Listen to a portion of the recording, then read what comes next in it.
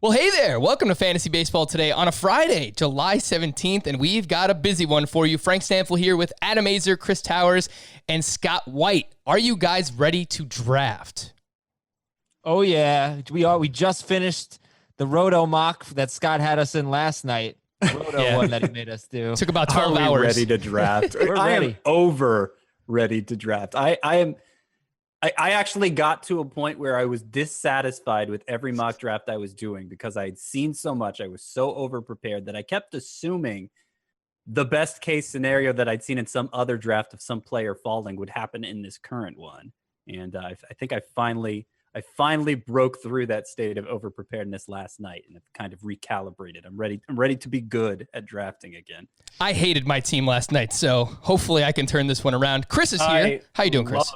I loved my team. Well, at least one of us did. Draft. I got all of my guys, even though I panicked and took Luke Voit like 5 rounds too early. But it's okay because Luke Voit's awesome. As I wrote in my breakouts column, he's going to be an early round pick next year. Go read it on CBSSports.com. It may have been 1 round too early. It was like 150, and he usually goes around 200. Yeah, but you see. But in terms of where he deserves to go, yeah, it was probably too late. With people like us, he would go earlier than that.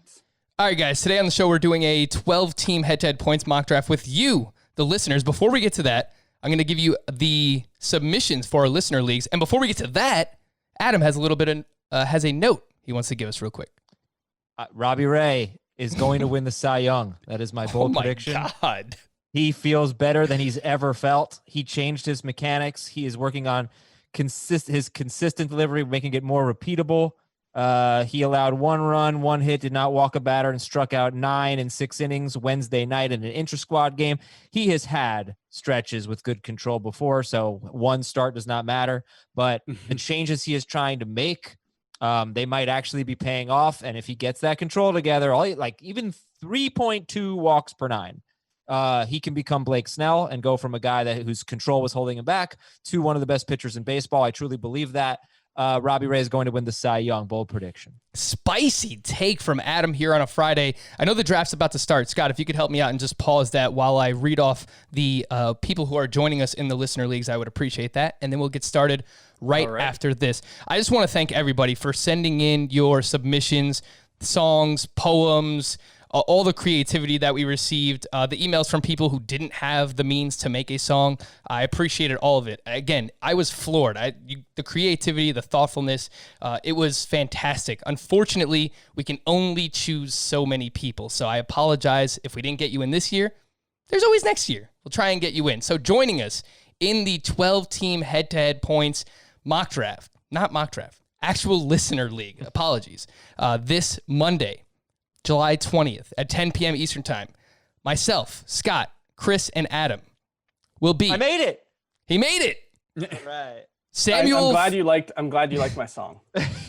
I appreciate it. Joining us will be Samuel French. Woo! Give it up for him. Brady Francisco Fitzmaurice. Great name. Daniel Zumo. Apologies if I pronounce your name wrong, by the way. Mark Lindsay. Trenton Clifton. Michael Carter. Jason Lawrence. And Drew D'Amico. Congrats. You made it to our 12-team head-to-head points listener league this Monday. And then next week on Wednesday, we have the For the People League. You'll be joining all of us here, plus Heath Cummings. And those people will be Holton Siegling, Lamonte Williams, Mike Snyder, Stephen Leidick, Adam Bushman, Van Burnett, Theodore Chernoff, Aaron Moss, John Riley, Justin Yates, and Neil Singleton. So give yourself a pat on the back. You have made it into our listener leagues. Again, just make sure that you can make it into those drafts. And apologies for those that did not make it, but try again next year. We appreciate it. All right, Scott, let's get this draft started. A 12-team head-to-head points league mock draft. You know the rules. 1 catcher, 3 outfielders, 1 utility, 5 starting pitchers, and 2 relief pitchers. On the board with the first pick is Chris. Who are you going to take, Chris? Hey. Mike Trout, right? No, I'm at the point where in a points league, it's either Yelich or Cole. Mm-hmm. And What's he going to do? I actually don't think I've drafted Christian Yelich this year, so might as well see what a team with him on it looks like. All right. The first player off the board is Christian Pete Yelich Davidson. to Chris. And next up is Scott. Yeah, and I'm with Chris. It's Yelich and Cole at the top here. Trout obviously moving down because of the likelihood. I think he misses about a week during the season when his wife gives birth. So, that's a big chunk of a 9-week season to miss, and that makes him more like a mid-first rounder to me. So I'm taking Cole here, get that starting pitcher advantage right out of the gate in a points league. This is the format where I'm more focused than ever on getting high in starting pitchers because there's so few lineups to fit lineup spots to fill, and there's no need obviously to juggle categories. It's just a good hitter is a good hitter no matter what specifically he brings to the table. Yeah, and we just talked about this yesterday, Scott, where the reason why we would take Garrett Cole second overall in this format is because you get some damn good hitters in that second and third round range as well. You can get Devers, maybe even a Rendon. You can get JD Martinez, Bryce Harper. So they're very good hitters, and I would rather have that hitter with Garrett Cole versus someone like Mookie Betts or Cody Bellinger with a Jack Flaherty. That's just me personally. Chris, you had a question. No, I was going to congratulate you on your pick of Mookie Betts. I believe he is the right pick after Cole and Yelich are off the board in a points league. I've kind of evolved to that late. I just think he's being a little overlooked or underrated. I mean, it's hard to be overlooked or underrated when you're fifth in ADP, but is he in your sleepers column, Chris? Put him in your sleepers column, Chris. People have, first of all, nobody in my sleepers column has an ADP over 52. So show some respect. I had some early round sleepers in addition to mid and late round sleepers. So I'm not going to take your taunts, but Mookie Betts, he's in a points league. He's got incredible plate discipline. He's going to hit at the top of that Dodgers lineup. So he's going to have more opportunities than Cody Bellinger. He's a good power hitter. Not elite, obviously, but tons of doubles, tons of triples, stolen bases. He's just efficient across the board in a way that I think like we've seen him be the number one player twice, right? In 4 years. Yeah. And the kind of working assumption in the fantasy industry is that he's like in that top tier, but kind of removed from them a little bit. And it's like, no, Mookie Betts can be the best player in baseball. We've seen him do it multiple times. Yeah, I mean, it's between Betts and Bellinger for me. No, guys, Bregman. What about Bregman? Bregman's right after that. I mean, I have Bregman ahead of Acuna. You took Bregman here 9th overall. So we have a few interesting picks here. Yeah, let's go through everybody's picks, not just ours. I don't know how you guys ended up with the first 3 picks, by the way. That was hey, all I did was generate 3 to join, and Frank didn't randomize the draft order after that. Oh, it's Frank's fault. It's always Frank's fault. That's Scott, the new go. throwing your host under the bus. All right. Chris was the last person to join. Max Scherzer went 4th overall. Justin Verlander went 5th overall. Jacob deGrom went 8th overall. Jacob deGrom falling to 4th here. I just don't think the facts support that. I think that's a little bit of a Red Cross fear happening when people see that Red Cross next to Jacob deGrom's name here in the draft room. Like it sounds like he's fine. Oh my goodness. Yeah. I think a lot of the COVID news has been fairly encouraging. Like even Freddie Freeman hasn't been ruled out for week 1, but deGrom might not be the opening day starter, but I'm not sure that he's going to miss a full turn in the rotation. But I mean, the way deGrom himself describes it is he woke up, his back was feeling a little sore. He mentioned it to management, was kind of on the fence about it. He didn't want to do an MRI. He agreed to out of abundance of caution. It was fine. So, the Mets management is being a little dodgy about it compared to deGrom, but it sounds like deGrom's fine. All right, let me catch everyone up on what's going on here. The first round, Yelich, then Garrett Cole went second. I took Mookie Betts. Max Scherzer 4th overall. Verlander 5th. Cody Bellinger went 6th overall. Mike Trout went 7th.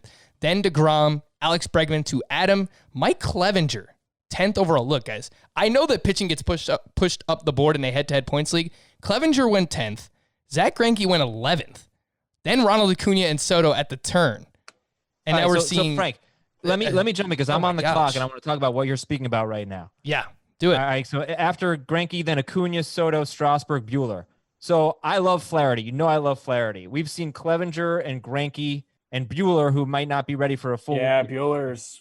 So for me, it's Flaherty or Rendon. And Rendon is amazing in this format. And I have Bregman, who I think should be the second hitter taken in this format personally. I don't know what to do. I think I'm going to have to take Flaherty. Passing up on Rendon in a points league is killing me. But seeing the way pitchers are going off the board, I don't know who's going to be left for me late in the third round. So I took Flaherty. Yeah, go ahead, Chris. I want to go back to one point that Scott said, that the facts don't back up Jacob deGrom being fourth. So Justin Verlander, obviously the injuries are the reason he's dropped and why he's kind of out of the tier with Cole and deGrom. The question is, how much should you discount Justin Verlander for that?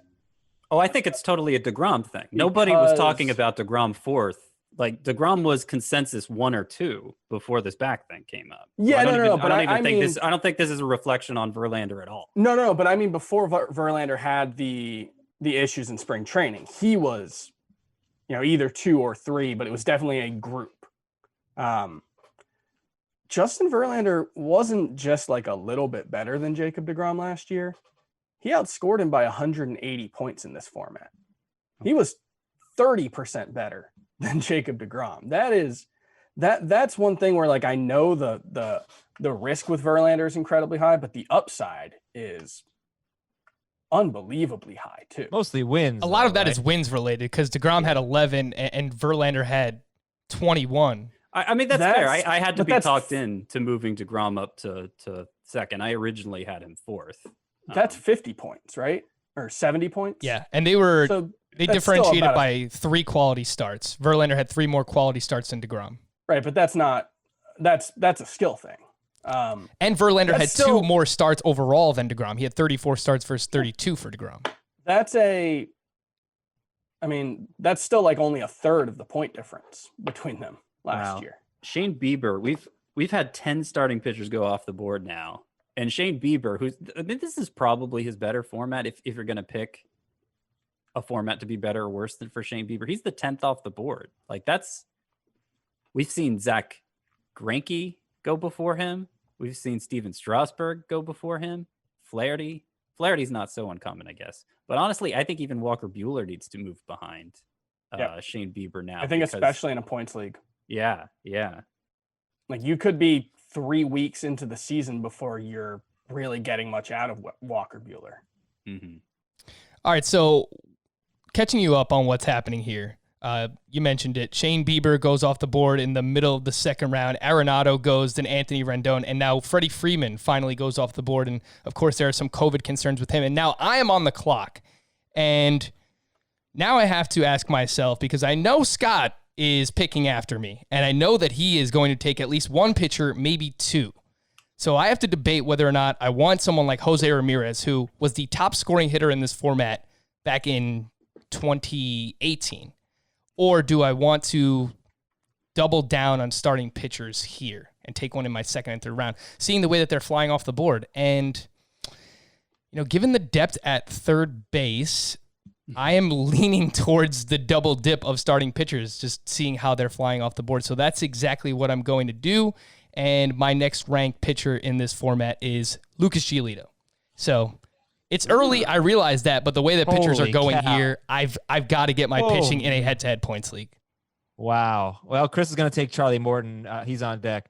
All right, so Scott has Cole. Oh, no, you have Cole? Scott? Yeah, I have Cole. I already have a pitcher. I don't have a hitter yet. The hitter class is so deep, especially when you don't have to balance categories, especially when you have only 9 hitter spots to fill. Trevor Story hasn't gone yet, and normally we've seen him go by this point. Trea Turner is also out there. We're used to seeing him last to round 3 in points leagues. I don't think any of us are in support of that idea, but we're used to seeing it. Chris is up next here at the turn, and there are 2 shortstops out there. Now, Chris is, he'll throw you a curveball sometimes. He'll fill his utility spot with the shortstop early. I've seen him do it before, so he could go Story and Turner. No way. Back right here. No chance. I'm going to assume he doesn't. I don't see a big enough difference between Story and Turner to lock up one right now. I'm going to take Patrick Corbin. who I actually like more than Lucas Giolito, and have two pitchers here to begin my draft. If Chris had gone with 2 shortstops and had 3 hitters with his first 3 picks in a points league, I think that would have been a big mistake. Not to mention, I still think Jose Ramirez and JD Martinez are just better hitters than Trevor Story and Trea Turner. Yeah, Jose Ramirez is the guy I'm taking here. The question is, which pitcher am I taking? And if I'm taking a pitcher at all. You're taking Morton. Come on. You have Yelich and Jose Ramirez. And this is a great spot to get Jose Ramirez. To get Jose Ramirez at 24th overall, again, like sometimes we talk about these guys who are high volume steals players for stolen bases. We talk about them more so for Roto. But in a points league, Jose Ramirez does not strike out, solid plate discipline. He's going to hit a lot of homers. He's going to hit doubles. And again, he was the top scoring hitter in 2018. This is a great spot to get him, Chris. Yeah, he was the top scoring hitter in 2018. He was almost a 600-point hitter in 2017. Last year was obviously not great, but yeah, it actually wasn't really a question for me. I'm still trying to figure out the thing that I'm worried about with Charlie Morton is that there has been some talk of him not being fully stretched out to start the season. Yeah, don't take him, Chris. On the other hand, I don't. Chris, you have 8 seconds. I know. 6, 5, 4, 3, 2, 1. Oof. JD, 3 hitters to start his draft. JD Martinez, Christian, and 2 outfielders. JD Martinez, Christian Yelich, and Jose Ramirez. And a third baseman. You've got the deepest positions. Yep. You know what? Get great players. By the way, would you guys take Freddie Freeman or Jose Ramirez, JD Martinez? I would take Jose Ramirez over both.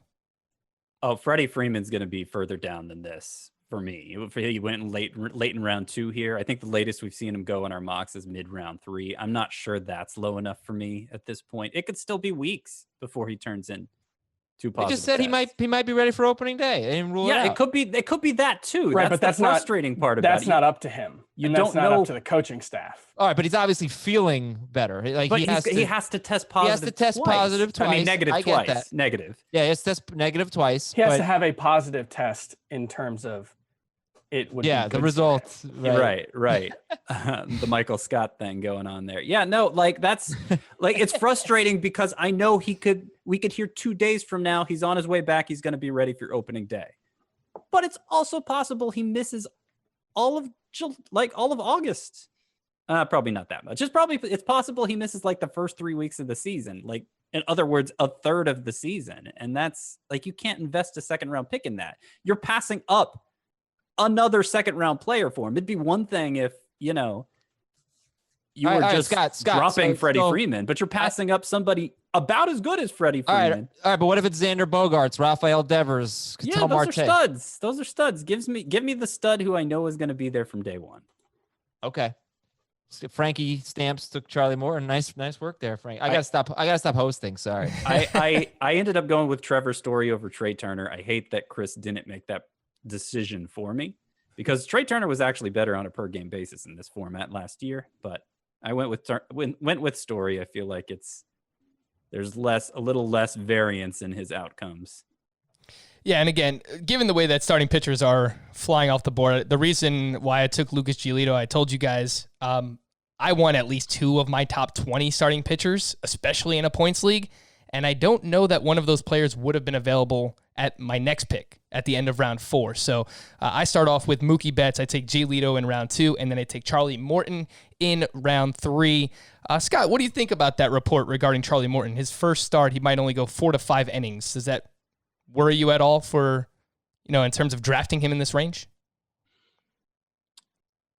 It does. I think he'll be ready to go more, and the Rays just might not let him out of an abundance of caution, is my understanding of that situation, which is a little different than what we're talking about with like Jesus Luzardo.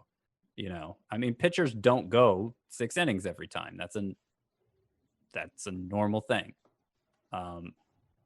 It doesn't change things that much for me. If we're talking about just one start, maybe this will happen for Charlie Morton. It doesn't change it that much. I probably should have taken Charlie Morton. Hey, I told you not to.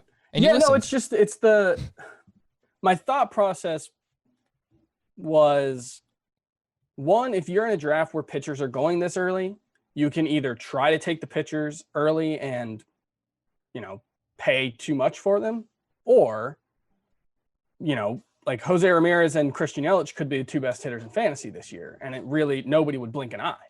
And JD Martinez could be a top 5 hitter. And again, nobody would blink an eye. And so partially it's just, if there's value there, take it. And also, the history has shown that outside of the very, very top tier of starting pitcher, value starts to run out really quickly. And in this case, I think the top tier is probably 15 pitchers deep, but there's a lot of question marks in that group of 15. You have someone like Zach Greinke, who I have questions about how valuable he's going to be in a shortened season. He was a first rounder here. Yeah, although I think in head-to-head points, there's a better case for him than in Roto, where he kind of needs to compile over the course of a season to really compete with the elites. But, you look at Giolito, like he's done it once, and really he did it for like 5 months. Shane Bieber has some of the worst quality of contact stats of any pitcher in baseball. And so I think I just kind of psyched myself out, and I should have taken Morton because I do think he should be a top 10 pitcher this year. Yeah. Did you know Walker Buehler's never finished ahead of him in fantasy? Do you know Jack Flaherty's never done it either? It makes sense. But like, I actually don't think pitchers are flying off. Like, there's only been 15 pitchers taken. We're on pick 35. Well, yeah, it was 10 of the first 19 though. Yeah, that's unusual. Yeah, it's kind of normalized now, where the players who should be available late in round 3 basically are. But it took kind of a counter run of hitters here in round 3.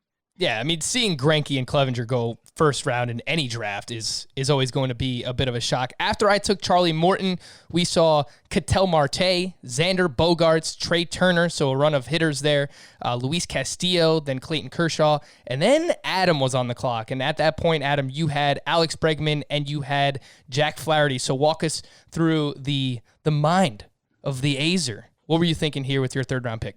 Well, I'm definitely going to take a pitcher with my next pick. Don't do that. I was going to take Luis Castillo. Right now, I'm looking at Aaron Nola, Yu Darvish, Blake Snell, Chris Paddock, Tyler Glasnow as the 5 guys I consider. I like Castillo better than all of them, so I probably would have taken him, but he went 2 picks before me. So then I was between Rafael Devers and Bryce Harper.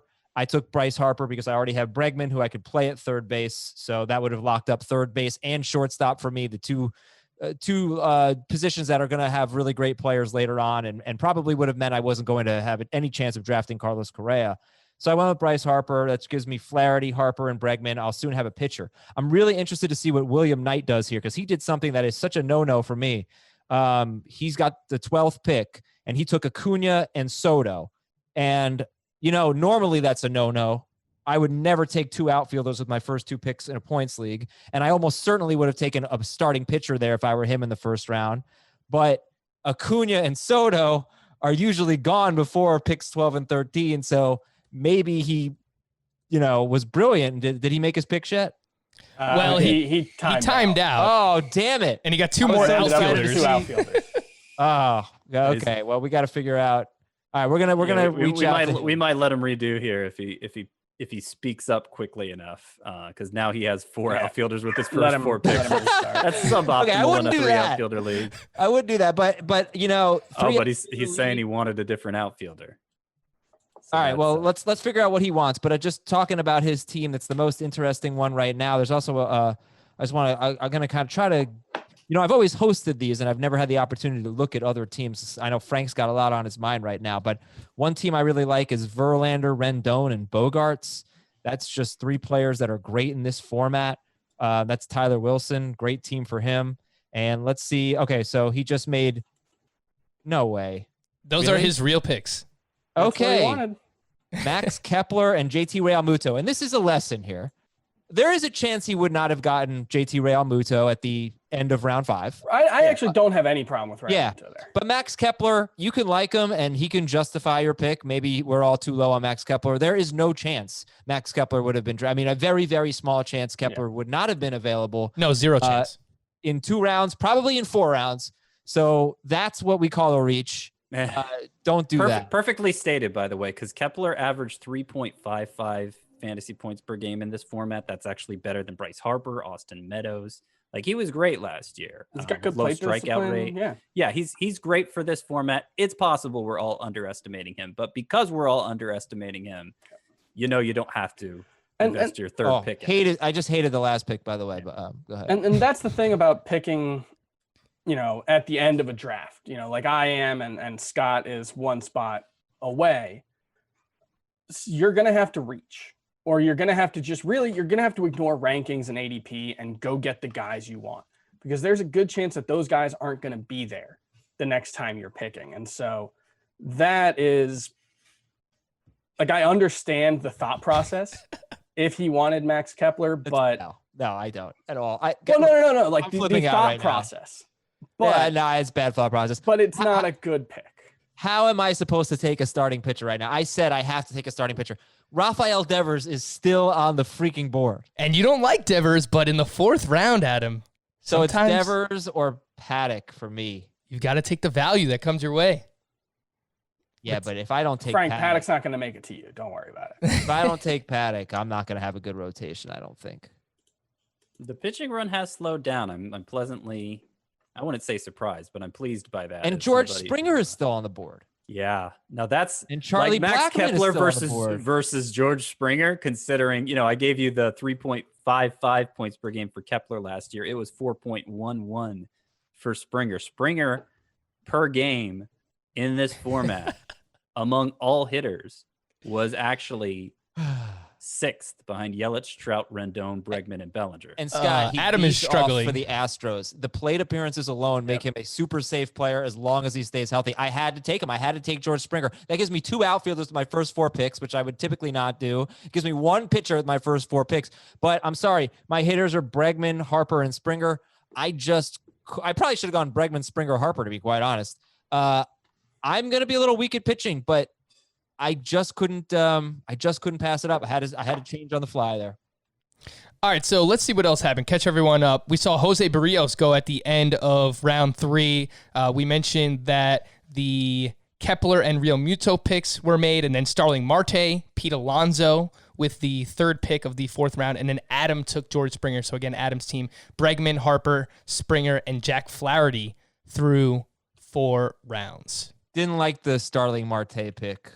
Taking him over George Springer, even Charlie Blackman, even though I know, his status is iffy. He'll be okay. Big mistake in this format, Starling Marte. Adam, would you like a fun fact, though? Sure. He outscored Pete Alonso on a per-game basis last season. Yeah, I don't buy that he's as good of a hitter as he was last year. Just the power was too good. And but it was his best points league season. Yes, yeah, but ever. The move to Arizona could mitigate a lot of that, because Pittsburgh is a tough place to hit. Arizona is a pretty neutral. I think it still kind of leans a little hitter heavy, but it's pretty much in the middle. But you wouldn't take him here. I don't. You wouldn't take him over Springer and Blackman. I know that.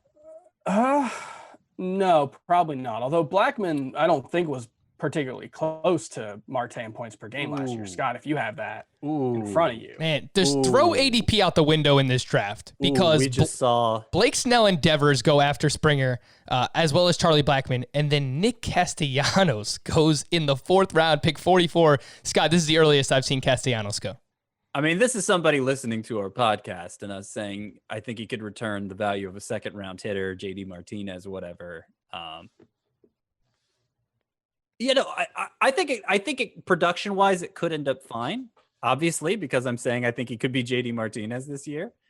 It's aggressive. It's aggressive. I took him in round 7 in a mock draft earlier this week, and kind of had a sickly feeling when I did it, because it's like, I don't usually see him go this high. Am I being a little too overconfident here, taking him in round 7? So then to see him go in round 4 like this, I get it. obviously, I'm very excited about Nick Castellanos. I have a hard time justifying it with what's left out there in round 4. Hey, what do you think about Matt Emerson's team? Cody Bellinger, Nolan Arenado, Trea Turner, and Charlie Blackmon, and no pitchers. Those Bellinger, are fantastic Arenado, Turner, hitters, Blackmon. but He took great hitters. yeah. So, he didn't use a pick on Max Kepler. But Joe Musgrove might be his SP1, so I don't, No, look, he's gonna get Darvish or Glasnow or Woodruff or no, he's somebody. Not. He's not going to get Darvish. Chris does not have a definitely pitcher not going yet. to take Glass now because I'm taking. Yeah, because All right. that's So the reason maybe why. And I was really, really hoping that Scott would Bauer. follow his own rankings and take Yu Darvish and not Tyler Glass. I just moved. because I like Tyler Glass now a lot more in this format. I just moved you Darvish ahead of Glass now this morning. Thank you for doing that. It was a great decision for you. I'm really happy for you, Scott, that you got the guy you like. Let's see if we have a little pitcher run here. You guys just went Paddock to Frank, Darvish to Scott, and Glasnow to Chris. So how many starting pitchers do you guys have? I have one, Tyler Glass now. I have There is 3. a big drop off at starting pitcher now, though. Yes.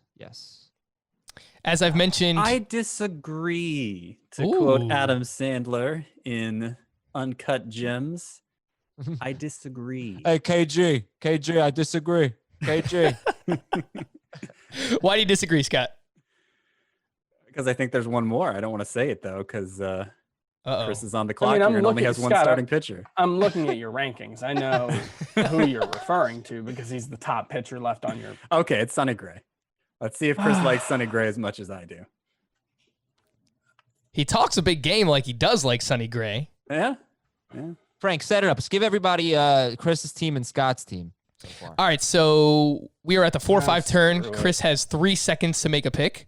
Oh, And he just does did that. He take- just did that for the content. He does take Sonny Gray. So Chris's team, he took Christian Yelich over first overall. Then at the 2-3 turn, he passed on Charlie Morton. Kind of regretted it, but he wound up with 3 great hitters to start: Jose Ramirez and JD Martinez. And now here at the 4-5 turn, he winds up taking Tyler Glasnow and Sonny Gray. And then for Scott, second overall, he took Garrett Cole. Second round, he took Patrick Corbin, which I'm sure Chris did not enjoy. Your first hitter was Trevor Story in the 3rd round, Scott. And then you came back now with Yu Darvish in the 4th. Where does Scott White go now in the 5th round? One he is, hitter so far. He for is Scott. pondering and shaking his head. I got a problem here because my top 2 hitters are Yordan Alvarez, Fernando Tatis. I'm fine with the value here, especially for Alvarez, but he's got an IL situation, mysterious one going on. Tatis would fill my utility spot because my only other hitter is a shortstop. Just not sure I want to do that. Yeah, 2 shortstops to start here as your first 2 hitters, Scott. I don't know if Can I that's ask where Chris you a want to question go. here? No. Yeah. Chris, right What's up? before you took Glasnow and Gray, Scott took Yu Darvish. Mhm. Who do you like better, Gray or Darvish? Probably Darvish. I think you probably have to. So how much better would you have felt about your team if you had Darvish and Glasnow instead of Gray and Glasnow? Maybe a 3/4 of a point per week. Okay. I would have felt a lot better. Um, You took a gamble, obviously, I- waiting for 2 pitchers with your so I'll say 48th like, and 49th picks. I'm not sure how you can feel a lot better about Yu Darvish than Sonny Gray. Like both were good last year. Sonny Gray, both, really especially finished the season strong. Sonny Gray outscored Yu Darvish by a decent margin. I mean, you're talking about 15%. And it's not like I know Sonny Gray's been frustrating and doesn't have a good track record. Like, look at Yu Darvish's track record. It's pretty bad. He's had 2 good seasons in 5 years. And No, so you look, that whole group of pitchers, it's just like, Yeah. there are cases for and against all of them, and everybody's just going to come out with the guys that they like. And for some reason, I'm just still willing to overlook Darvish's deficiencies, and I just like him. Well, I mean, But I get it. Darvish was considered a part of the fantasy ace class for a long time before he ran into trouble after signing with the Cubs. well, So it's but he shouldn't have been, Ooh, right? Bad pick. well, by the his way. Bad strikeout pick his alert. strikeout rate has always been off the charts. Right. But so in it's- terms of Nah, I I don't buy a lot of that. Yu Darvish was overrated with the Rangers. Well, no, but no, he wasn't overrated with the Rangers. He had 413 points one year, 515 the next. So you're talking about his half season with the Dodgers? 325 and 22 starts. So that would have been on pace for 480, close to 500. So, he was really good there. That was a full season with the Dodgers. The problem is his best season in the last 5 is 428 points. Yeah. And that is it's not replaceable. Yeah. But it's not impressive. So you're talking about injury concerns, performance concerns. Yu Darvish, I think, in the Chris Archer way, was a little overrated the last couple of seasons. I think he and Gray are close. Obviously, that's why I put him 2 spots apart in my rankings. And I was so disappointed you took Sonny Gray there, and so undecided about which hitter I should take in response that I didn't even realize you did that. Trevor Bauer in round 5. I only this is the first time I've ever taken Trevor Bauer. I hate it. Well, Scott doesn't listen to me, so there you go. I only would have done it in a points league because points league is what really rewards volume for pitchers. And we know Trevor Bauer is going to be a high volume pitcher, even if he's not very good, even if he's like 4 or even a 4.25 ERA. I think he'll be somebody I'm not taking out of my lineup. And I wasn't sure how, the next 20 picks were going to go with starting pitchers. We've seen a few of them go off the board since then, and it's still looking pretty good starting pitcher, but I'm going to go pretty aggressive after hitters from this point forward. Scott has this one hitter through 5 rounds. Again, that is Trevor Story. I may or may not have told him not to take Fernando Tatis because I wanted him for myself. So I get Fernando Tatis with the 3rd pick of round 5. I have 2 hitters. I have Tatis and Betts to go along with Charlie Morton, Lucas Giolito, and Chris Paddock. I like. By the way, since I'm known as for calling Tatis a bust, I absolutely would have taken Tatis there if I didn't already have a shortstop. I didn't want to use my utility spot that way this early. Makes sense. Fernando Tatis is a bust when he's going off the board at 18th overall. Right. When he's going off the board 50th, there's a lot more to like about it. Absolutely. Give me that. Every day of the week, twice on Sunday. Then we saw Chris Bryant go off the board. Josh Hader in the 5th round. And bad pick. That was the one. This is what we talk about. And we did the bus show yesterday, and Scott and I said, specifically in a points league, you don't want to take Josh Hader in the 5th round. He was the top scoring relief pitcher last year. He had just 27 more fantasy points than Will Smith. I mean, closers in this format, you don't want to overpay for. Yeah, go ahead and read the rest of the round, and I want to just make a comment about something as well. After Josh Hader, we saw Mike Soroka, Nelson Cruz, always a great value, even at 55. Gleyber Torres also. I mean, I like it there. I'm glad he went there because if I had to take another freaking hitter, I would have been so mad. But if Torres were on the board, I probably would have had to do it. Adam wound up taking James Paxton. Surprise, surprise. Then we saw Aaron Judge, Anthony Rizzo, Marcus Semien, and DJ LeMahieu. So I believe William Knight, who is one of our listeners, does not have a hitter through his first 6 picks. A pitcher or a hitter? I mean, he doesn't have a pitcher. That is, apologies. He does not have a pitcher through his first 6 picks. He has JT Realmuto, DJ LeMahieu, Marcus Semien, Max Kepler, Ronald Acuna, and Juan Soto. I mean, outside of Kepler, they're great hitters. It's pretty awesome. I wouldn't do it. It'll be interesting to see what his pitching staff looks like at the end. But I mean, we know where I stand with starting pitchers this year. Where if you don't give yourself a trustworthy base there, assuming the environment with all the home runs is the same as it was last year, you just don't have a chance. It doesn't matter how good your hitting is. Frank, I was going to say for the first 4 rounds, I did not even look at positions. I just sorted by utility rankings to see the best hitters because in this format, I just don't care that much. Once we got to the 5th round, I did start paying a little bit more attention to it, specifically at first and second base. And, Josh Bell is the 2nd ranked first baseman left for you and best for Scott.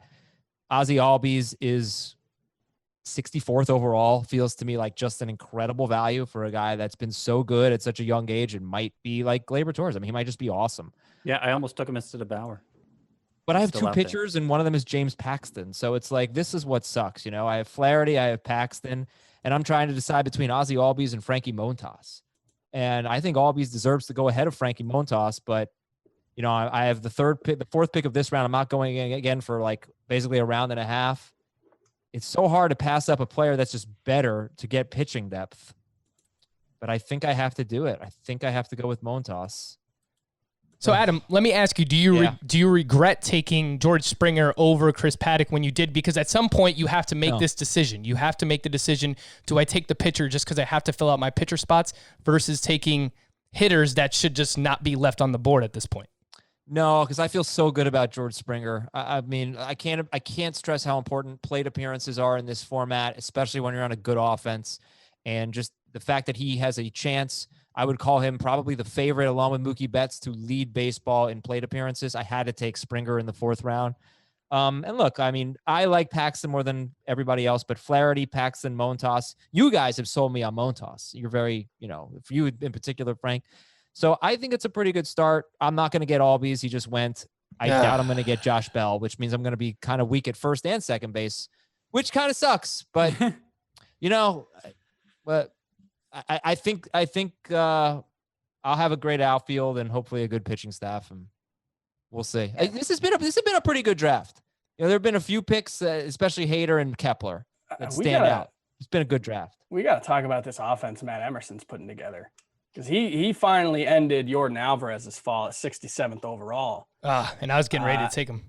And now he's got Cody Bellinger, Nolan Arenado, Trea Turner, Charlie Blackmon, and Jordan Alvarez. That's and Mike Soroka. And Mike Soroka as his only starting pitcher. I wouldn't have taken him as my first starting pitcher, but in this format, you know, he's efficient. He could rack up innings. You know, it's I mean, it's going to be really hard to compete with that offense, though, especially if your pitching has a bad week. You're done.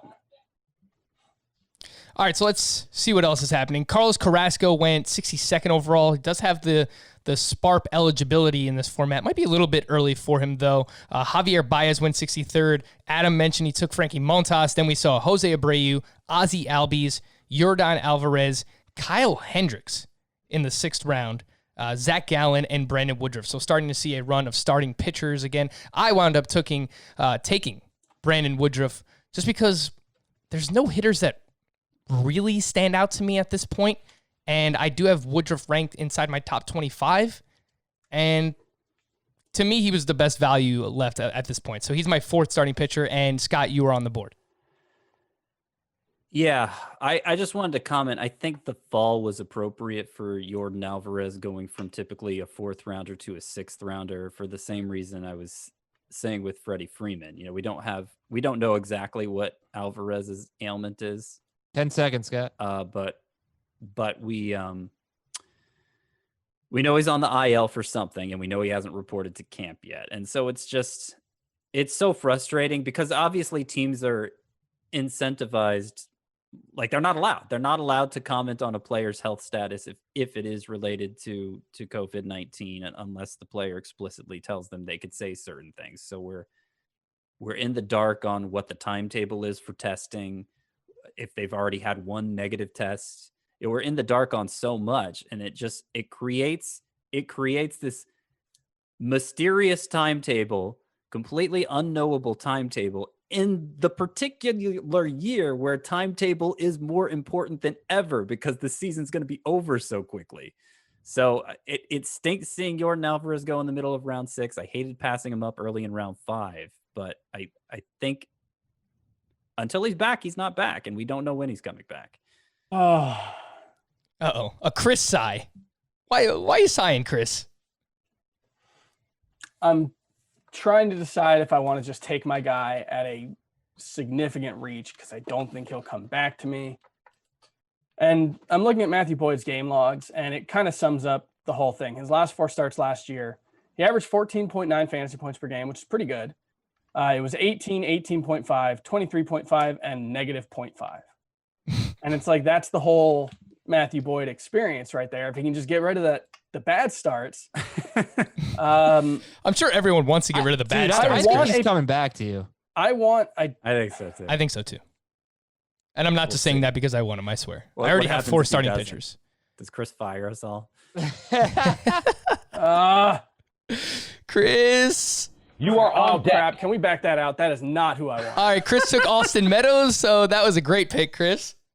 Should I seriously back it out? Yes, back it out. If you Okay. can. I'm trying to talk on a podcast while making my decision. I'm sorry. You definitely had an opportunity to make a pick there. You know what? I could have taken the whole 75 seconds with Castanera pick to have walked through that. So Yeah. I'm not happy with the world right now. While you think about that, do you want to hear how Siri pronounces Frank's name? Sure. Okay. Yeah, go ahead. Calling Frank Stamp.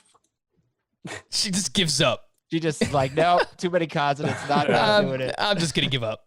That's funny. Uh, You take one of his- you guys, someone's going to take Matthew Boyd.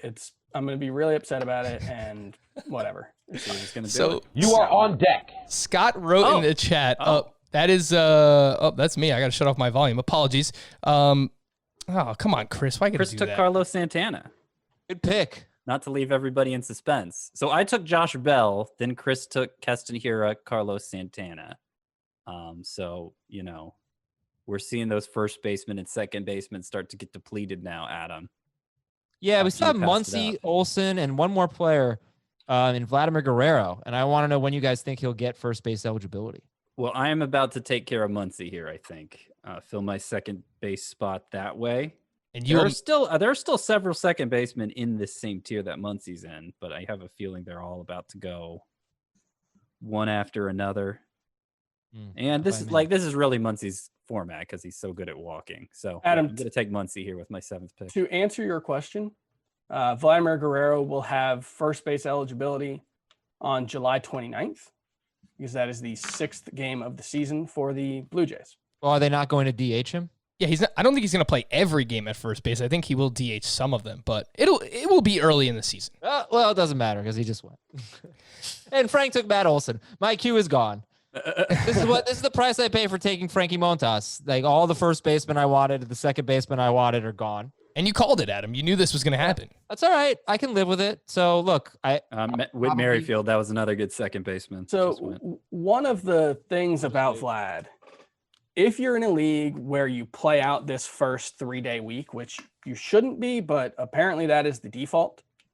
Where you make it just a full week, you're saying? Well, when you just play those 3 days, The as a weekend week. is your week 1, Yeah. and then week 2 starts on the first Yeah. Monday. You should make the If- first scoring period 10 days. 10 days, yes. Yes. Unquestionably. There's no debate about it in my mind. But if you don't, the earliest Vladimir Guerrero could be in your first base spot would be week 3.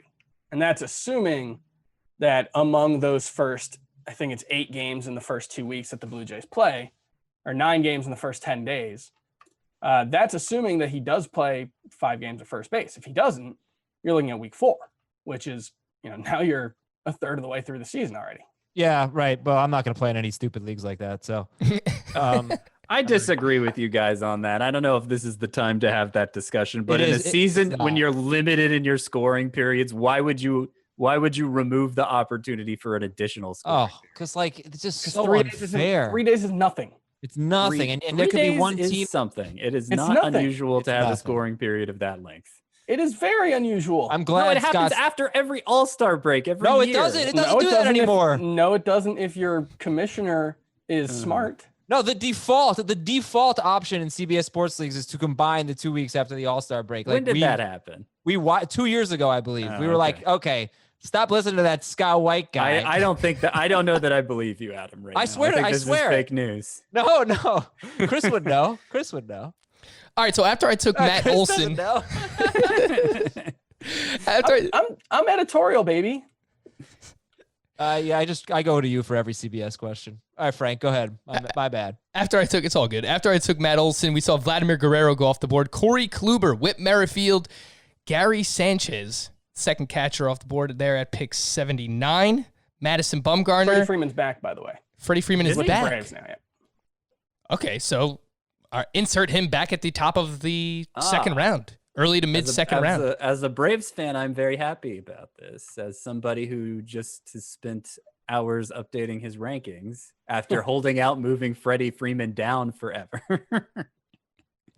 Adam, you wound up taking Carlos Correa at pick 81. Got to put your money where your mouth is. I know that you're a big Correa fan. You now have 3 Astros on your team. Does that affect your decision-making whatsoever? I kind of feel like they're going to hit 1, 2, 3 in the order, or they certainly could, right? I have Springer, Bregman, and Correa. No, it doesn't. I think it's a great thing. I think it's a great thing to have 3 Astros.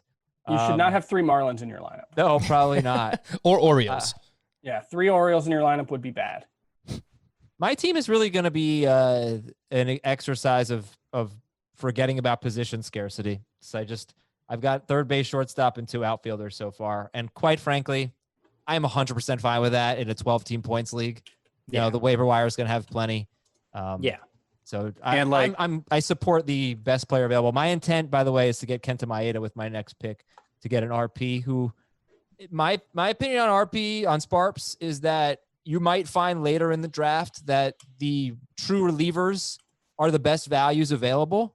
And if that's the case, and you already have a Sparp, a starting pitcher is eligible as a reliever, just use him as a starting pitcher. You know, I think like if you believe enough in Maeda to take him now as a starter, and I do, he's 3rd in Scott's rankings and he's 3rd in Frank's rankings, then, you know, it's a great pick because you shouldn't be afraid to move these guys back to the rotation if you get a good closer later.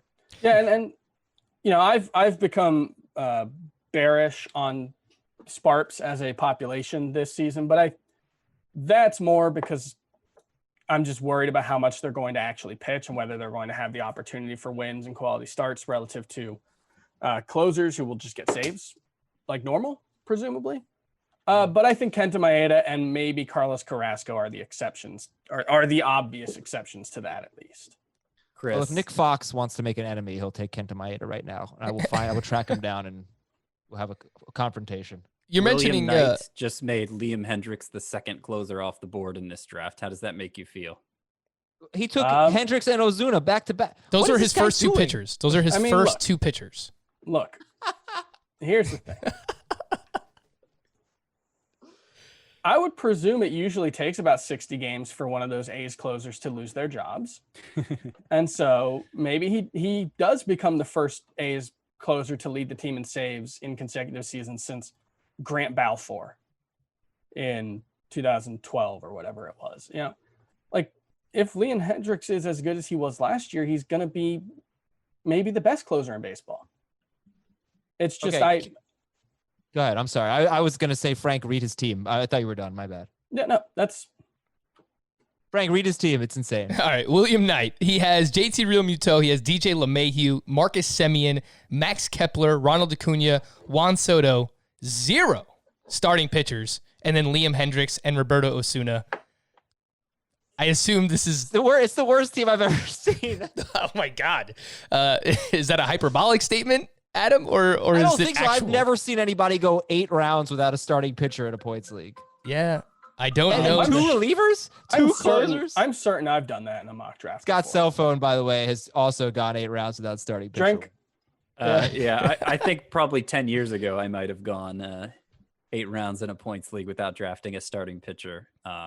You know, his approach might actually be justifiable in like a head-to-head categories league, getting 2 top closers. That makes a bunch sense. of good hitters. And Maybe I maybe he think thinks might it's a be- head-to-head I categories think league. he might not know the format because I would wonder that, except he took Max Kepler in round 3, and that would be even harder to justify in that format. But look what he just said in the chat. I said, "What's your strategy?" And he said, "Middle relief wins, hopefully." So I think he might not know the format.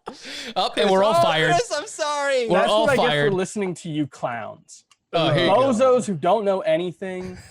And I don't know why I listen to this podcast. You guys are wrong about everything. How do you keep your jobs? Matthew Boyd is I bet I could gone. do your job better. Unbelievable. Of all like the to see you dramatic things try. I've ever seen, Of all the dramatic things, Chris misses out on Matthew Boyd. So let's catch people up. Adam, you took Kenta Maeda, so you got your Sparp there. You can use him as a starting pitcher as well if you want to do that. Kenley Jansen goes, and we saw Matthew Boyd. I'm sorry, Chris. Hyunjin Ryu, Sean Manaea. So some more pitchers starting to come off the board. And then Adalberto Mondesi, pick 93. And again, that's the biggest difference for some of these high volume steals players, where Mondesi in a roto league is typically a 4th round pick. And here in a points league, he is going in round 8 at pick 93. I don't even know that he should be drafted in a points league. That seems little. I'm serious. Like, I'd take Corey Seager over him. Machado, Bichette, VR, and Seager are all on the board. I'd definitely take all 4 of them over Mondesi.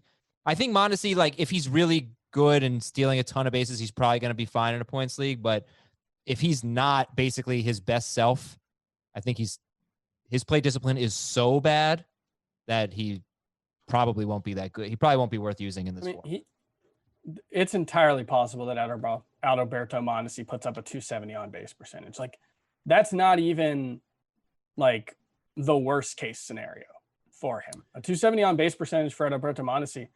I believe if you just took his walk rate and his expected batting average last season, he wouldn't have been far from that. All right, guys, so I had to make the brand pick here, #brand, and I take Manny Machado in the 8th round. I know that, Scott, you have him as a bust. Chris doesn't like him either. I don't think anyone on this podcast likes him outside of me. But to get him 94th overall, it seems very late for Manny Machado. Good. I think it's a good pick. I mean, Thanks, I Adam. prefer him to Mondesi. It's strange what's happening with starting pitcher in this round, because I genuinely am surprised to see Matthew Boyd go here. Sean Manaea just went a couple of picks later. There was Ryu and then Manaea. Kenta Maeda went to Adam. That makes more sense. I like Maeda this year, and obviously you can use him as a relief pitcher. Lance Lynn is still out there, though. So I'm going to take Lance Lynn as my 5th starter. And, I mean, Sean Manaea is really the one that raises an eyebrow for me, even more so than Boyd. I'm not... Obviously, there's a case for it. He was dominant in, 5 starts down the stretch last season? But, the track record doesn't support what he did then. And I don't know. It's a big leap to make, considering you've got the 4th place Cy Young guy in the AL still out there in Lance Lynn. And I guess, you can point to Lance Lynn's track record too, I know, but you're talking about the difference between a full season and 5 starts of dominance. This is why you're going to go. Oh, sorry, Frank. I just want to throw out, like, there are 5 players or so that to me are like, ooh, I really hope they're available. I consider Austin Meadows here. Eugenio Suarez, Jeff McNeil, Giancarlo Stanton. Boo. I would say those 3 because we're at pick 96. Okay. So Eugenio Suarez, Jeff McNeil, and Giancarlo Stanton, and then however you feel about Austin Meadows are 3 guys that are 3 hitters that I just feel like really need to be drafted soon. We are at the 8-9 turn. This is why you need to watch us on our Fantasy Baseball Today YouTube channel, because Chris is struggling. He's got his hand in his face in his hand, and he just took Rich Hill, 96th overall. And Chris, you don't seem very excited about it. That feels like a reach. Reach Hill.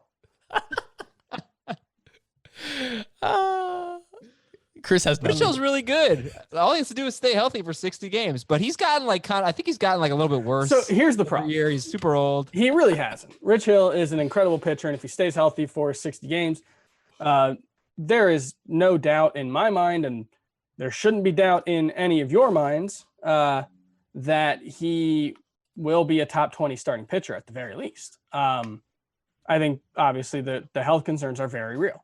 But when I look at the rest of the starting pitchers, Max Fried wasn't that good in this format last year. He scored 415 points in this format in 30 starts, and that was with 17 wins. If you're not getting 400, that's he probably should have won 14 He's or a 13 rookie. games. But he wasn't a rookie. Well, basically, Max Fried. I mean, it was this was his 3rd time being in the major leagues. He had not pitched well enough to. All right, but he broke out.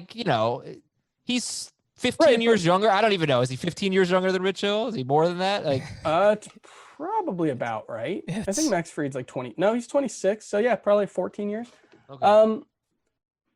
Do you really not have more performance concerns about Max Fried than Rich Hill? No, because I think Rich Hill probably is a better pitcher. In my eyes, there's not even a question. And so it comes down to health. And Max Fried has certainly had problems staying healthy in his minor league career. I think that was partially why the San Diego Padres sort of gave up on him. He has real control issues. And if that regresses last year or this year, he could be an outright bad pitcher for as much as he is a breakout candidate. And like Julio Urias, probably not going to go 6 innings very regularly. Zach Wheeler, obviously, we're not sure when he's going to be around to make starts. Dinelson Lamet, I don't think he's what people think he is. Like, it's just, you know what, Chris? Rich Hill's the only guy that I feel has He's a decent chance of being a top 20 starting pitcher. You made a good pick. You know what? I think you're 100% right. I don't love my Carlos Martinez pick. I actually like that one more. I would like it a lot more if they thought he was going to be the closer. Well, that's still an open debate, right? The last like 24 hours all indications have been that he's going to be a starter. Yeah, that's a good thing. I don't think so. If he's certainly for this format, it's a good thing. If he's going to be the closer, you're not taking him 100th overall or whatever. That's too early for. He was a great starter for several years for the Cardinals, and now he has relief pitcher eligibility. Yeah, it's a great pick. He was a great closer last year too. Yeah, but like it's too early for a closer. Like, I don't know. I agree. I think you want him to be a starter, Chris. At least. I think the best version of Carlos Martinez as a starter is incredibly valuable in this format. But the fact that he has not been able to stay healthy for 2 straight years as a starter and has basically only been able to stay healthy as a reliever, I am skeptical. Oh, that's not fair. He had a good 3-year run as a starter, didn't he? No, I said the last 2 years. And it was really just one injury. Coming back from the injury last year, they said, we don't want to take any chances with you. We're not confident at the state you are physically to let you start. That was the storyline last year. I still think it's a question. They have a lot of bullpen shortages right now. I'm not totally back on board as ranking Carlos Martinez as a starter. But do you guys think that the best catchers in baseball, like Real Muto, Grandal, maybe Sanchez, he's such a bad defensive catcher. Do you think they will play more than they normally do, considering the season is shorter? Yeah, I think Real Muto for sure is. I think he might be. He might get 10 appearances at DH, given how good he is. I'm having trouble passing up Grandal here in round 9, because I think Grandal might even DH sometimes. They just made the decision for you. Well, guess what, Adam? Before I went. All right. My problem with Grandal is volume is such a key part of his appeal. He played 153 games last year, but 16 of his starts came at first base. He's not going to start at first base for the White Sox, and I mean, maybe he plays DH, but probably not. It would something bad would have had to have happened to Edwin Encarnacion. Yeah, Fair. I agree with that. Let's catch you up. We are here in round 9. Let's see what else is going on here. So, Scott, you took Austin Meadows, finally ending his slide. That's the 9th round. And, of course, we had the news last night that he tested positive for COVID. So, have to pay attention to what the timeline is there. You guys were having the Rich Hill versus Max Fried debate. I took Max Fried. I'm on record. I knew you would, yeah. He's a breakout candidate for me. He's my SP5. So, look, if it doesn't work out, I can drop him. I could pick someone else up. I thought about him as my 6th starter instead of Meadows. Like, that Meadows pick was partially driven by there are way too many good hitters still. How do I decide between these guys? Right. And I guess we found my breaking point for a COVID positive case. Just a 4 or 5 round drop here for Meadows. I took him over Soler. I considered catcher too, like Adam was talking about. Ended up going with Meadows. Julio Urias went 100th overall. Again, he has SPARP eligibility. Dustin May, this is an interesting one. I guess there's a chance he can be used in a piggyback role to start the season. He does have SPARP eligibility, and Tyler Wilson thus far has filled out his 2 relief pitchers. He took Josh Hader in the 5th. He just took Dustin May now in the 9th round, and he also has Verlander, Kluber, Minaya, and Kyle Hendricks. So we don't talk about Dustin May as a SPARP, but should we be? No. Okay. Not in a short season. Like, if this was a full-length season, I would have a little more faith that at some point along the way, he's just going to be a full-time starter for the Dodgers. But like they seem really committed to Wood and Stripling, surprisingly committed. So I'm not sure if that opportunity for May is going to develop fast enough. Certainly not to take him more than halfway through a draft like this. So I'm pretty sure that William Knight is drafting for a different format. Oh, I would tend to agree with you hold because he on. just took Yanni Chirinos and Ryan Yarbrough as his first Yasiel two. Puig has tested positive for COVID and is still a free agent. Oh, I don't know wow. if that means the Braves have backed off or but that is what Uh-huh. John Heyman just tweeted. Yeah. That I is- assume if it was a 1-year deal, if that were to come about, that they would back off like that. Yeah. So that we'll get confirmation on that soon enough, I'm sure. Well, that's But, not great. Really changes his value again. Hey, Chris, Oh, remember that such a time shame. that we Such a shame. we recorded some breaking news about Yeah. Yasiel Puig to the Braves, and now it means nothing. That was fun. Oh, but it's just so sad seeing everybody test positive. It is. And these things were going to happen, and we talked about it and mentioned it's something weird to talk about, but it is going to happen throughout the course of this entire season. So that's the latest on Yasiel Puig. Adam, why don't you catch us up on what's going on with your team? You're on the clock now in the 10th round. You took Jeff McNeil with your 9th round pick. So I have Flaherty, Paxton, Montas, and Maeda. I really want to take the NL Cy Young Award winner Robbie Ray, but there is just no way. 112th overall, I have to take Stanton. I'm just like, Yeah, I mean, cards on the table. It's stupid that Giancarlo Stanton was still out there. it made more sense maybe for my team to take Robbie Ray, but now I'm sort of committed to putting Maeda in my rotation and probably getting 2 closers at some point. And that's okay. I basically have like 5. I think I have the top 5. I have the top 4 American League MVP finishers in my team. I have Bregman, Correa, Springer, and Stanton. So if that's good. I have Paxton, who's going to finish probably 3rd in Cy Young. Flaherty, who's probably going to win it. I have a pretty good team. He can't win it if Robbie Ray does, Adam. Flaherty, Yeah. you're right. He's going to finish 2nd. My bad. Yeah. So let's see if you actually get the NL Cy Young and Robbie Ray. See if he makes it back to you in the I don't think 11th round. So this is, even if William Knight doesn't know that it's a head-to-head points league. He couldn't even take Stan because he has 3 outfielders. I'm just thinking in my head, like, why would you ever take Yanni Chirinos or Ryan Yarbrough over Giancarlo Stanton? And I don't like Stanton, but gosh, in the 10th round, that is He went 10 picks later than Jorge Soler. There's no justification for it. I'm sorry. I know you guys have Jorge Soler ranked higher than him. You're wrong to do that. He should be a top 100 pick in every draft. That's insane. All right, so after you took Stanton, we just saw Kirby Yates, another closer off the board, to Nelson Lamet, who knows how deep he's going to go into games, which matters in a head-to-head points league. And then Michael Brantley, 115th overall, which is a player I find myself drafting often. I think this is a fine place to wind up with Michael Brantley as your 2nd or 3rd outfielder. It's Even right your around where first he outfielder in a usually points league. goes, for Michael Brantley. I think he goes too late. Oh, I agree. Across the board. And in this format, especially, his plate discipline's so good. You can kind of pencil him in for that 500-point mark. All right, so I am up in 2 picks, and at this point, I've filled out my starting pitchers. I have Charlie Morton, Lucas Giolito, Chris Paddock, Brandon Woodruff, and Max Fried. I feel good. I feel solid about that pitching staff. I also have Matt Olson. I have Manny Machado. Fernando Tatis is my shortstop, and then Mookie Betts, and we have a pick that we likely need to back out for Tyler Wilson, Lewin Diaz. He's a prospect for the Marlins, right, Chris? I assume he meant Edwin Diaz. Right.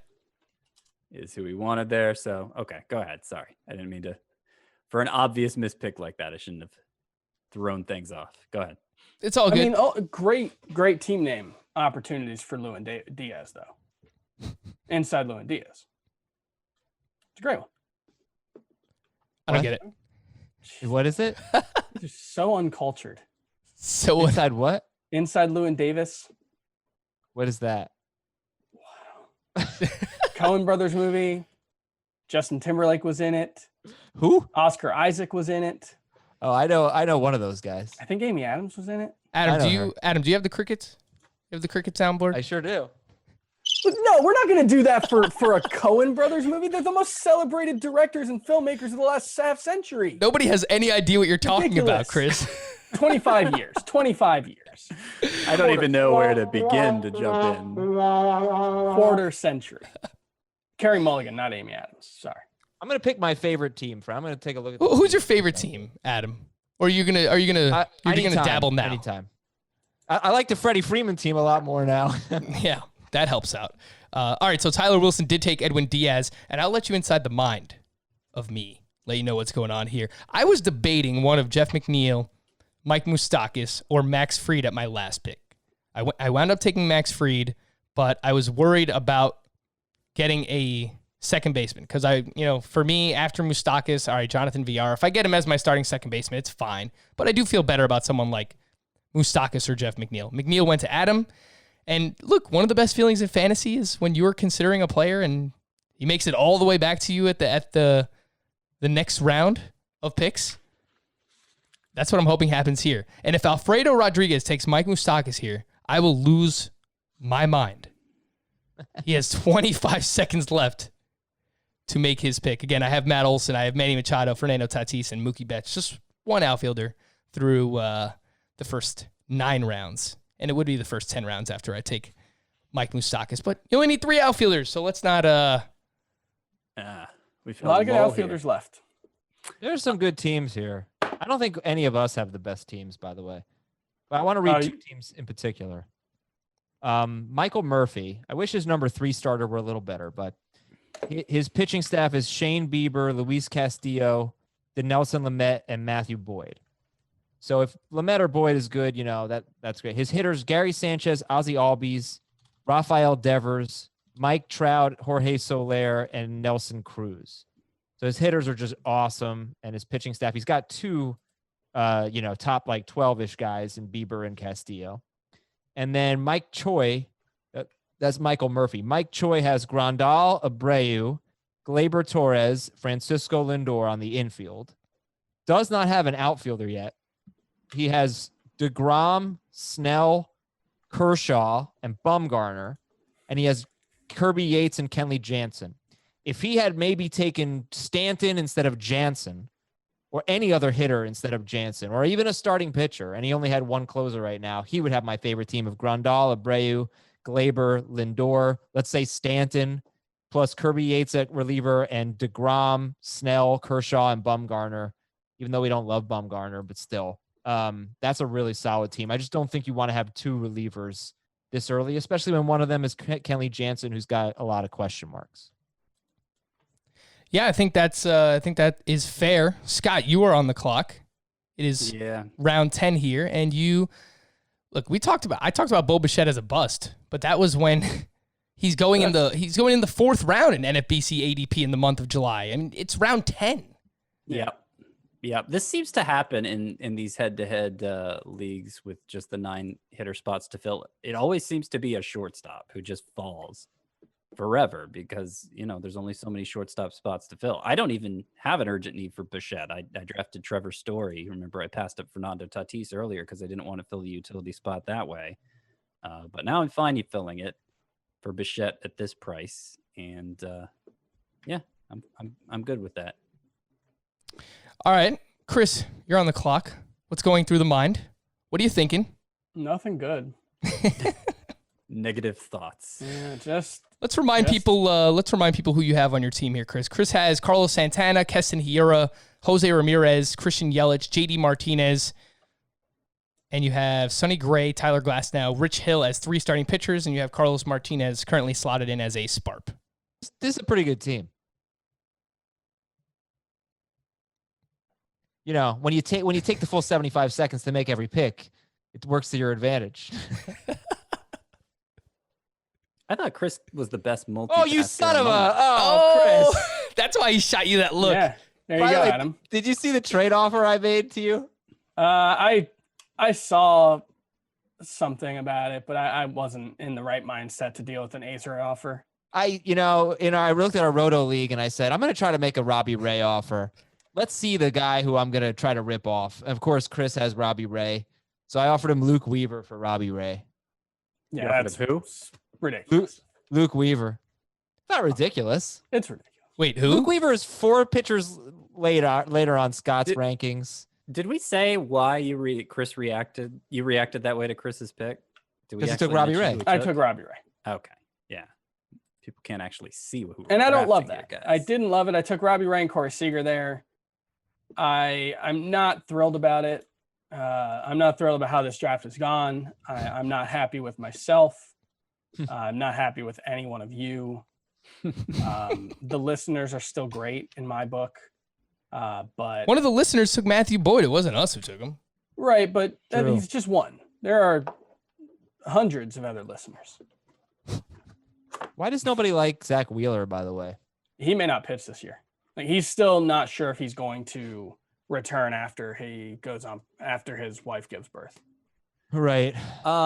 Yeah, I don't. He said he was unsure when he first showed up. I just think it's more he could miss his first 2 turns because of the birth. That's more than we're that worried.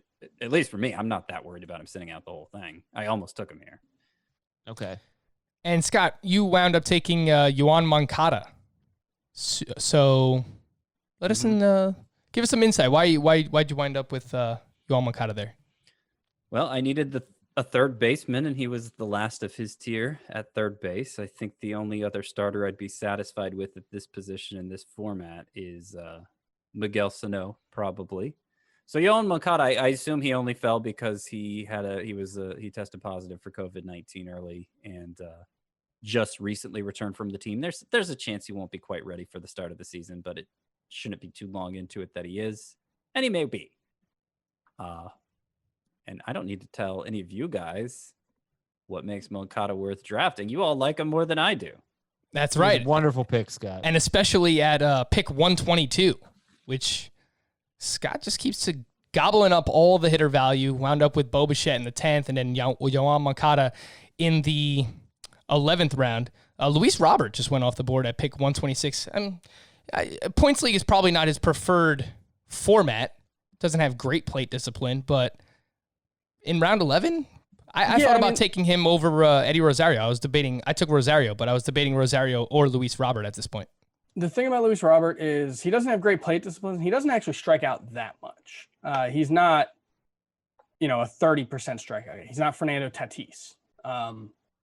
He puts the bat on the ball. The problem is he's not a selective hitter. He's very aggressive, but if he hits 300, it's not going to matter whether he walks much. It's one of those things where if Luis Robert's as good as he can be, it really won't matter that he doesn't walk that much. That's one of the things with this format that you kind of have to keep in mind is that, yes, walks are important and not striking out is important, but you still have to be a good hitter. Carlos Santana made that jump to the elite tier last year because he got better as a hitter. Right, but I think you look at Starling Marte, right? Used to hit 300. Mm-hmm. Was always a lot better in Roto than points. Sure. I think Luis Robert's better in Roto. Yeah, like a 2nd round pick in Roto or a third round pick in Roto. Yeah. Probably more like a 6th round pick in points. But no, at this point, yeah, he does. If he just does what he can do, he's gonna be great. If Robert's a 290 hitter with 30 homer pace, it really doesn't matter all that much that his plate discipline isn't great. By the way, I took Rhys Hoskins over Paul Goldschmidt because last year in this format, Paul Goldschmidt scored 8 more fantasy points than Rhys Hoskins. And that was with Hoskins hitting 220. So I was all set to take Goldschmidt. I was like, you know what? Goldschmidt's on the way down. Hoskins is 27, still has a chance to be a lot better than he was last year. So I feel good about that pick. Yeah, I was going to say it worked out for you. You wanted a first baseman earlier on, and you were kind of stressed out that they all went. But, to get Rhys Hoskins in round 11, I think that is pretty damn good value. Ken Giles goes off the board right after you took Hoskins. Herman Marquez, Alex Wood, Masahiro Tanaka, Tommy LaStella, Aroldis Chapman, and then Adam took, how do you say that guy's name? Luke Weaver. I used to have a better voice. I can't even hit the note anymore. What is podcasts on these vocal cords? What number pitcher is that for you, Adam? 4 without Maeda, 5 with Maeda. Not bad. Luke Weaver as your SP5. Yeah, I'm going to say 5. I think I'm probably going to go but we have reached the point in the draft where the hitters are much, much better than the pitchers. That happened probably about a round or 2 ago. I think that happened by the third round. There were waves, because I think it was more hitter heavy than I expected. Yeah, it wasn't but one of those drafts where pitchers went flying off the board, and now it's just like the hitters are really good still, and the pitchers are not. Yeah, I don't know. Ever since I took Glass I've just not liked the pitchers that I was looking at. That's been a big part of why I haven't had a good time in this draft. It just seems like the pitchers have not been great across the board whenever I've picked. Well, okay, so Mark Canna went here in round 12, 2 picks before me. There was no way I was going to take him at this point. That's a little early for him. Yeah. Tommy LaStella went early in round 12 here. A couple picks before Adam. That's something we don't often see. Looks like our friend William Knight. He's up to 4 starting pitchers now. His staff is Yanni Chirinos, Ryan Yarbrough, Alex Wood, and Masahiro Tanaka. Yeah, he didn't know that quality starts count for points. Okay. He wasn't really. I feel bad criticizing his team. He just didn't realize what the format truly was. Well, there's an easy way around that, but fine. Yeah, I think it's time to take Jesus Luzardo. He's on his way back.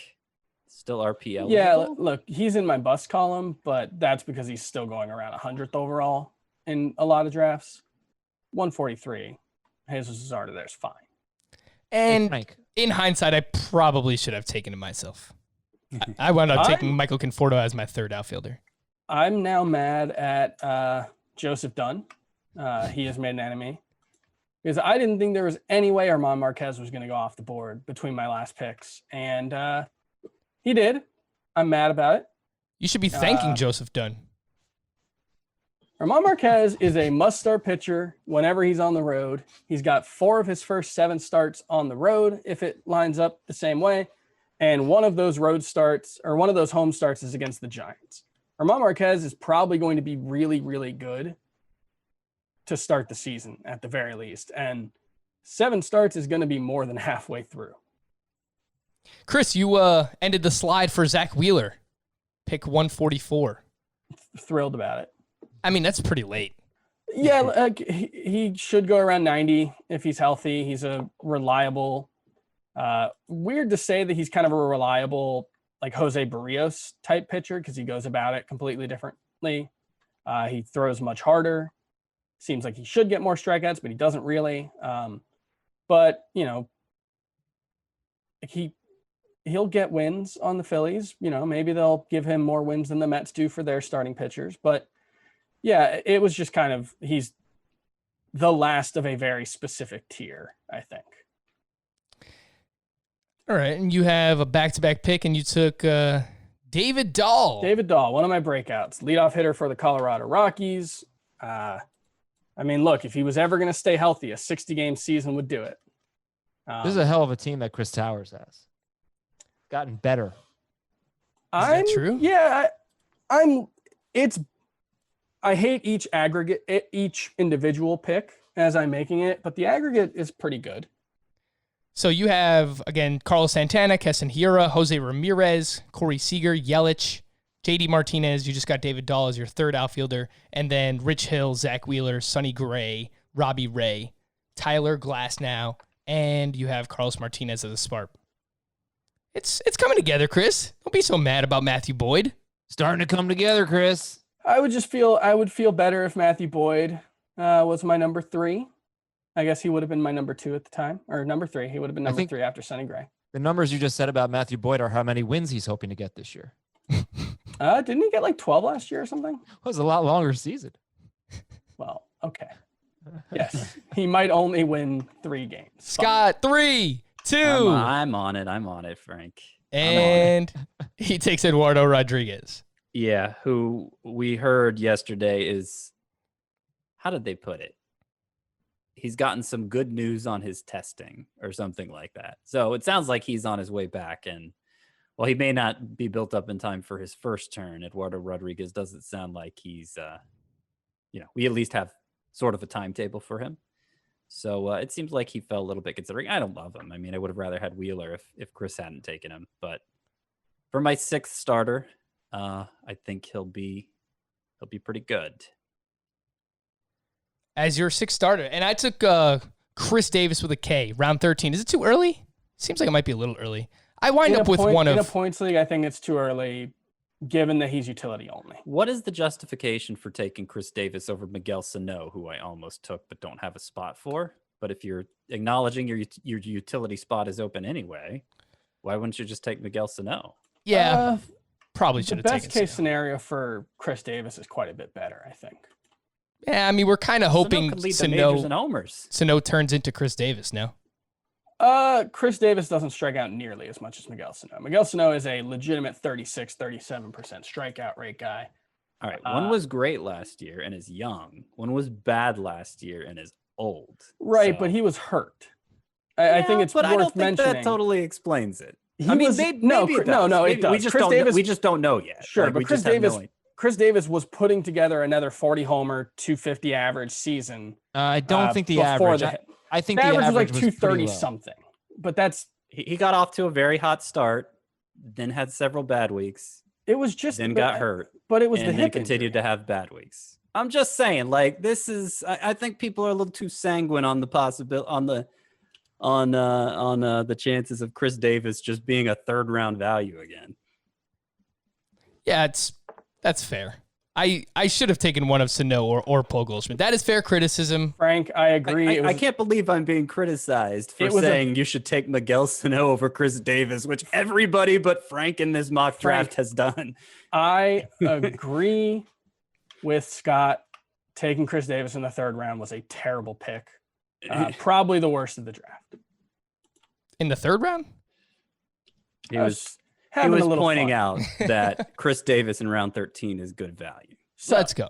Let's do it. I guess part of my that question was his is sneaky way of saying it. with Miguel Sano, how close to his best case scenario was last season?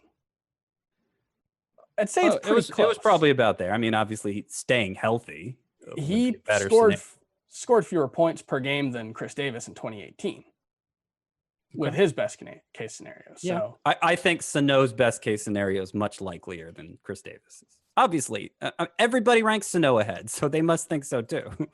yeah, I don't understand why Davis was like he was my favorite value at the start of draft season. I don't know where he actually goes because Frank takes him in every draft, which is like I get it. I think Davis is great. His typical line, 249 batting average or 247 or whatever with like 42 home runs. Sano could beat that. But Sano has a lot more downside. He tested positive for COVID. How can you say Sano has a lot more downside? Well, Sano was sent down to the minors 2 years ago. Yeah, Chris I Davis should have been sent down to the minors last year. think- That's how I bad don't- he was. He's Yeah, out of but no. that was the injury. I mean, he wasn't that bad before the injury. I know he wasn't as good as he typically was, but you guys in your sanguine ways go. you stop saying sanguining it up. sanguine. Yeah, You're all a bunch of sanguinies, and it's on Scott's word of the month calendar. fine. Yeah, before the injury, which happened on May 4th or May 5th, I think, he was hitting 231, so 16 points lower, which is one hit, 1.6 That's a big hits deal. every That's a big 100. deal. It's 231 not. is that is 231 is All right, bad. all right. It You was a guys like Chris 241 Davis BABIP. more. I like Miguel Sano more. I didn't say Meanwhile, that. many picks are happening that we're Wait. not getting a chance to discuss. I don't think that like this hasn't really been as adversarial as you're making it out to be. Like I totally I get- know. I'm just frustrated that we're still talking about it. All right. Well, no, did I take Miguel Sano? I forgot. You took, No, you took Jake Odorizzi, a different twin. Sano's still I- out there. All right, I Could've think I'm taken going to take Miguel Sano with my next pick. I see. I just wanted to help I've out been looking Adam. at him. That's why. That's what it comes Well, down he's to. going to be first base and third base eligible. That's a point in his favor as well, Scott. Like you're talking about everybody takes Sano over Chris Davis. I don't think that would be the case if Chris Davis were first and third base eligible, or at least was going to be. Then I think it would be really close. So yeah, like I think Sano has more power than him because he has more power probably than everyone. But he also has more downside because he strikes out more than everyone. But they're both, I think, perfectly fine picks at this point. It's really easy to fill your utility spot in this format, this shallow points league format. And there's a good chance you could fill it with somebody better than Chris Davis, throughout the year. So again, I don't know. In a roto league, it's tougher, and maybe Davis should go earlier in roto leagues. But in a points league, this shallow of a hitting format, I probably would have waited a little bit longer. But look, if he hits 248 with 40 homer pace, it's gonna be a great pick, Frank. Well, thank you, Adam. And we are running long here. That's what we typically do when we have the live mock drafts. I want to thank the listeners who joined us today as well. Alfredo Rodriguez, Matt Emerson, Nick Fox, Mike Choi, Michael Murphy, William Knight, Tyler Wilson, Joseph Dunn, and that's it. I was about to say Chris Towers. He is not a listener. Maybe he's a listener when he's not on the show. I listen. But, he's here quite regularly. Guys, any resounding thoughts heading into the weekend? This is going to be a big draft weekend. Is there anything that you want to remind the listeners before we wrap up the pod, and then you could see the rest of the mock draft results on CBSSports.com? For me, really, I'm starting to be more worried, and I included Zach Greinke in my bust column to kind of express this idea. I'm becoming more worried about those guys for whom stability is one of their calling cards, one of their strengths. The fact that the kind of guys who are going to be good, or at least you feel confident are going to be good, rather than the guys who you think could be superstars. And so, I would include Jose Abreu in there. I think, Zach Wheeler, even if he does make every start, I think probably counts there. Jose Barrios. I'm definitely worried that, one of the biggest points in their favor as a fantasy player is gone. There's no such thing as stability or predictability in a 60-game season. And for compilers, and I think Jose Abreu is definitely a compiler, there's not as many opportunities for him to stay in the lineup while other guys get hurt. There's not as many opportunities for him to, to literally compile. So that's one of the big things that I've been thinking about this last week, really, that I've come around to. Anything else, guys? Frank, if you're in this format, 3 outfielder points league, a lot of people are going to be drafting in this format. We're in round 14, and some of the picks, Danny Santana, who I don't like, but whatever. Jake Odorizzi, Paul Goldschmidt, Justin Turner, Dylan Bundy, Dylan Cease, Gene Segura, Hunter Dozier. I think that's a great pick. Miguel Sano, Andrew Benintendi. I think that's a great pick at 161 overall. This is where the hitters are so much better than the pitchers. So I'm not saying that, you saw me on today's draft. I definitely veered for my pitching strategy because I thought some of the hitters were too good to pass up. I'm not saying you can't do that, but this is why you build your pitching staff, because when in this league, you might not realize it until you get to round 12 or later, but you are going to love the hitters that are available to you. You are going to want them to be starters for you, and you are not going to love the starting pitchers. So make sure you don't wait too long. Very well said, Adam. Scott, any closing thoughts before draft weekend?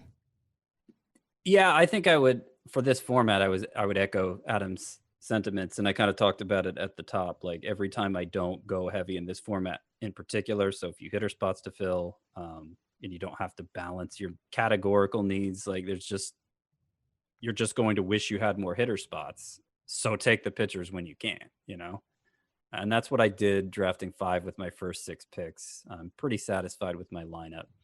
Obviously if you're drafting in a roto league and there are those hitter issues, I'm sticking by what I've been saying since way back in February, maybe even before that. You need 4 pitchers that you can count on being high end. For me, it's about the top 35.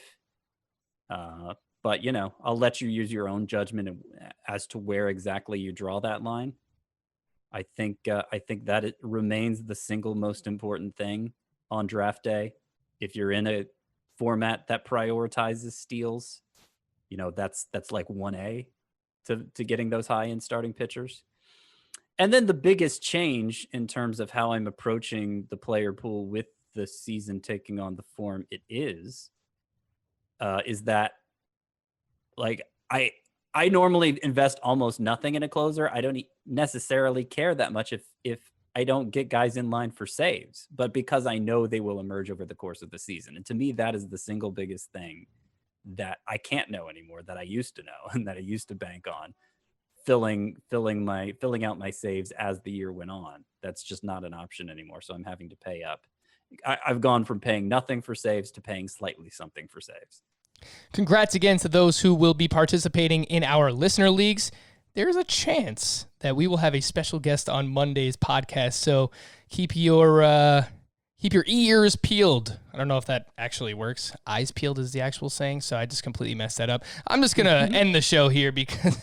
Keep your ear horn ready. Yeah, keep your ear horn ready. Yep, that's the saying. That's how it goes. For Adam, Scott, and Chris, I am Frank. Thank you all for listening and watching on the Fantasy Baseball Today YouTube channel. We'll be back again on Monday. Bye-bye.